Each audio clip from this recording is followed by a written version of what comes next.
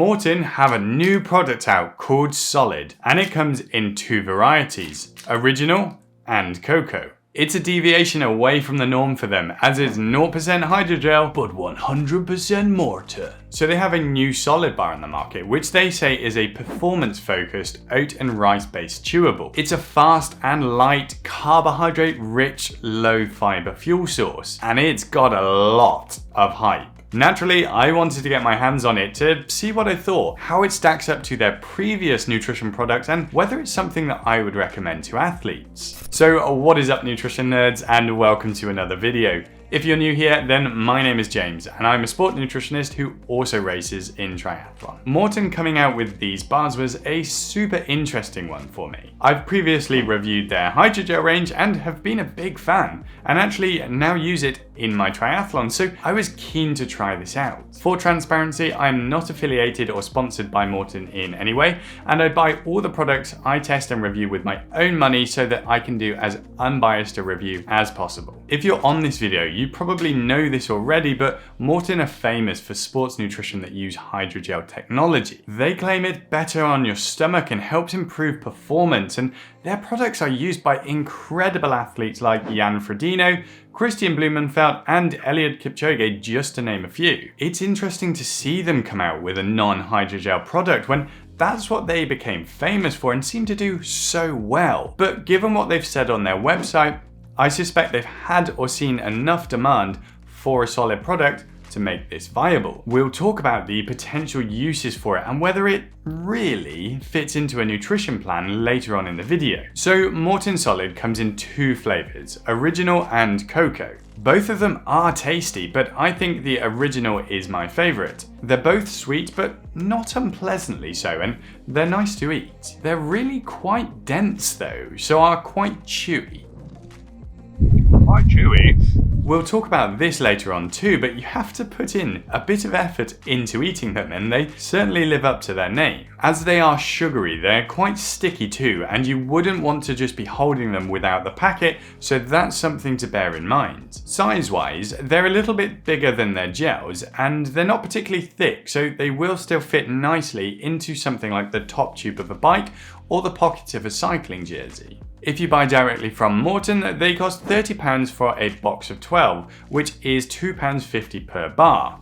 Pretty much in line with their other products. From an overall taste, texture, and palatability point of view, I thought they were great, and it is something that I would personally be happy to use again and again. As they are quite expensive though, I don't necessarily think they are for everyday use, but instead more as race nutrition or during race nutrition prep. So now let's talk about how they fit into a nutrition plan and when you might want to use them. Now that might sound a bit odd to you because you might be thinking, well, surely they're just a carb product, so you would use them for anything that you would use any of the other Maurten products for. Maybe, but maybe not.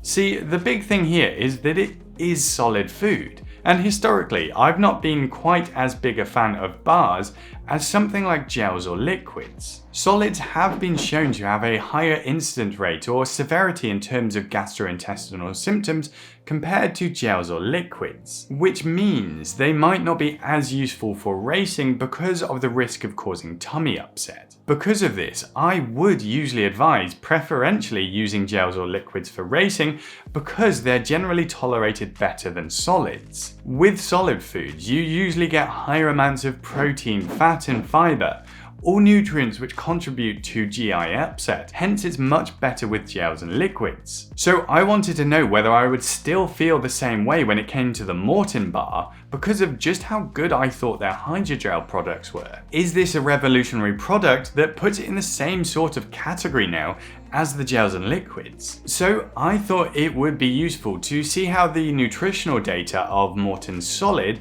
compares to others out there. You can see that Maurten does reasonably well at keeping the fat, protein, and fiber low, and lower than a lot of the other options. But there's still enough in there to make me consider whether this is going to be problematic for athletes and cause tummy upset. So let's just come back to what I think the intended use for is for the Maurten Solids. In my opinion, I don't think it's meant to replace their core hydrogel products as first-line race nutrition. I think their Gel 100 and their 160 and 320 mix are their major players, and this bar is meant to be as an additional extra for people in longer endurance events where they want a break from the taste or the texture fatigue of liquids or gels. If you know that for your event you don't get taste or texture fatigue and can manage just on gels or liquids, then I wouldn't suggest this as a product that you need to add in, because I don't think it's better than their hydrogel stuff. If you do get solid food cravings and haven't found something that works for you yet, then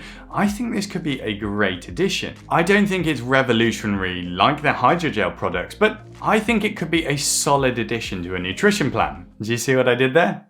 Solid? Get it? Never mind. I think this is best suited to cycling events or the bike leg of a triathlon just because of it being solid food and the potential for GI upset. But it might also work for ultra distance running where the intensity is relatively lower. As I mentioned though, it is quite chewy and I found it a bit difficult to run and eat them, so they wouldn't really be my go-to there. You could also use it as a snack before or after exercise too, or just generally to help if you need extra calories in the day, but I don't think that's a necessary use and a pretty expensive snack option at that. As a side note, this does contain a bit of salt in it. It has 0.66 grams of salt in it, which is about 0.25 grams of sodium or 250 milligrams, which is okay. This means that it does help from an overall hydration point of view as well, so you can consider that as an added benefit to your nutrition plan. This is also an informed sport registered product, which means it's tested to check there aren't any banned substances in it. This means that if you're competing in sport and could face a blood test for anti-doping purposes,